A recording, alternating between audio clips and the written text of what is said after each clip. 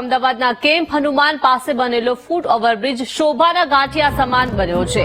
એએમસીએ divider ઉપર railing જ ન લગાવી લોકો રેલિંગના અભાવે ફૂટ ઓવરબ્રિજનો ઉપયોગ જ નથી કરી રહ્યા। જીવના જોખમે લોકો કેમ્પ હનુમાન જવા માટે ડિવાઈડર ક્રોસ કરે છે। એએમસીની ભૂલના કારણે રૂપિયા પાણીમાં ગયા છે।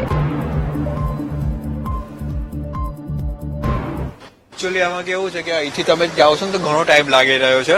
ત્યાંથી તમે પાછળથી આવતા તમે 10 મિનિટ લાગે છે, અહીંયા તમારે ઓલમોસ્ટ 2 થી 3 मिनट में તમે અહીંયા આવી શકો છો।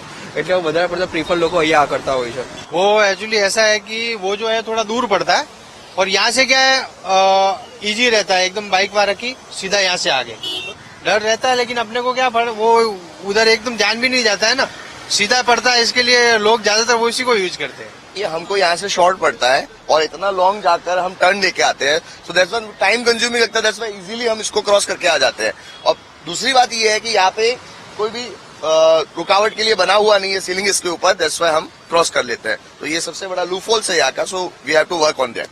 આ શું અમારે નજીક પડે છે અને પાર્કિંગ અહીંયા રાખીને અમે સીધા આ બાજુ આવીએ છીએ, પણ એકચ્યુઅલમાં આ જોખમ જેવું છે। બધા અહીંયા આવે છે, એક્સિડન્ટ થાય છે વધારે।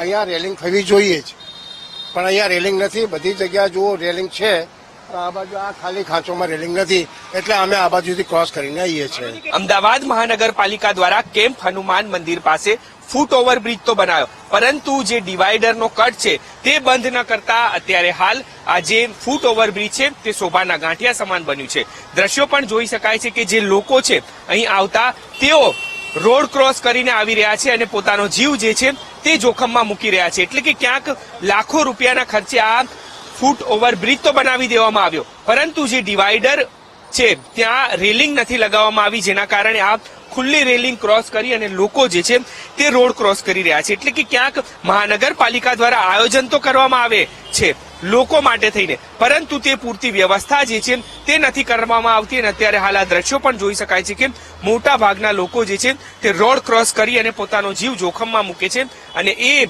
જે ફૂટ ઓવરબ્રિજ બનાવવામાં આવ્યો છે લાખો રૂપિયાના ખર્ચે, તે શોભાના ગાંઠિયા સમાન અત્યારે જોવા મળી રહ્યો છે।